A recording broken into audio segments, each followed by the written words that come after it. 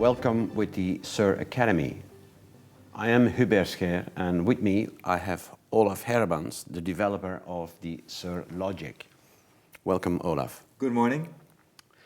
Olaf, it's an excellent opportunity to talk to you because we are ready now with all the training programs for the SiR, I would say, logic to implement in companies and to work together with companies that we developed with the SiR Academy. The first chapter is dealing with, I would say, formulating a customer-focused strategy, an end-user strategy which companies need to develop.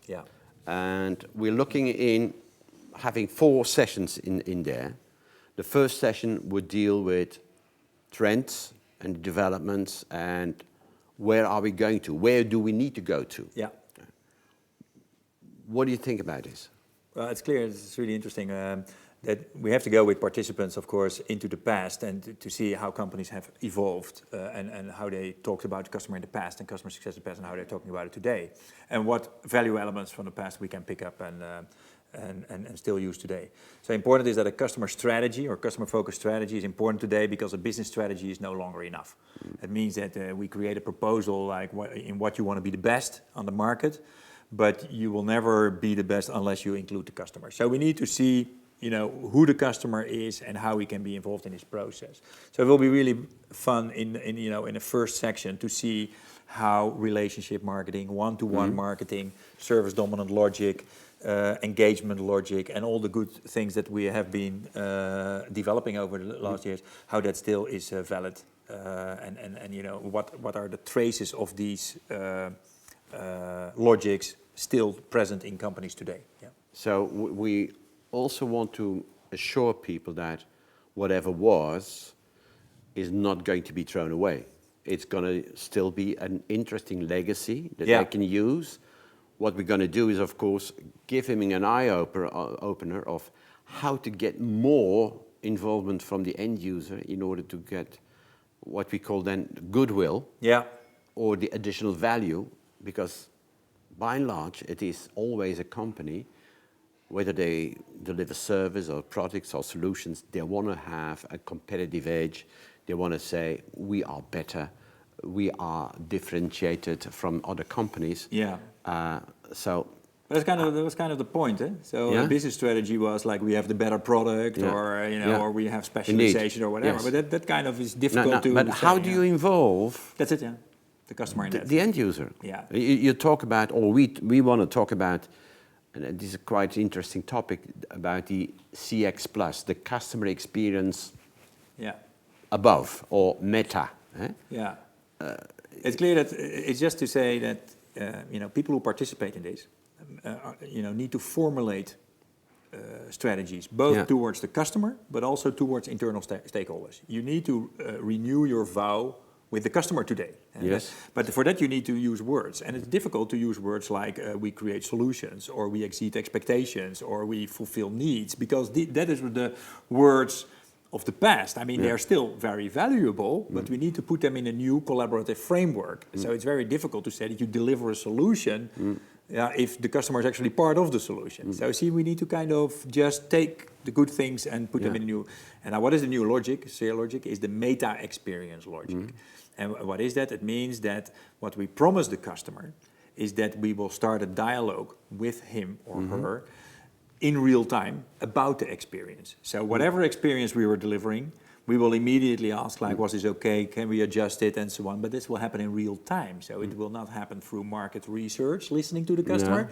It will not happen through post-experience feedback. It will happen in real time. So, and this, how to listen to the customer while you're surfing, is service integrated relationship. And that is the new challenge for companies. So customer satisfaction surveys were typically measuring past experience. That's it. So what you want to do is real time. And how are you going to do that then? That's it. Why we open, and that's part of the discussion as well. Of course, it's for every company is different. You have the touch points with the company with the customer that you have. Maybe you want more touch points, so we will discuss about where and how can it happen. And but the service touch points as they are right now are the best opportunity.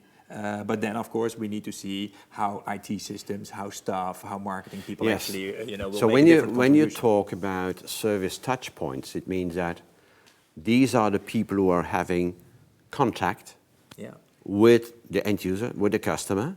So it means that it could be sales, it could be marketing, could be service, could be IT, it could be it can be a portal, customer portal, it can be a CRM system. So we need to explain as well what the big change will be within a company, because the roles and responsibility of everybody will change then, right?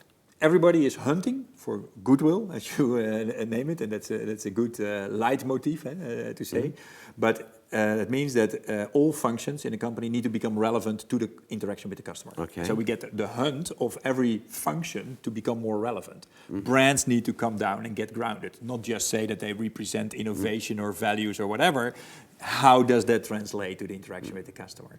So there's some kind of traffic control that needs to take place, because we need to kind of create an order, a script, like how, where, what function is landing in that conversation. And that is what explains what service integrated relationship is all about. That's it. That all departments have to cooperate, collaborate, Yeah. in order to say what is the best way to communicate with the end user. And that's interesting in real time. from the customer perspective, because it's not just the touch point that he's having, but we will see that we have an ongoing conversation which actually connects the different experience points. So we create continuity in the relationship with the customer.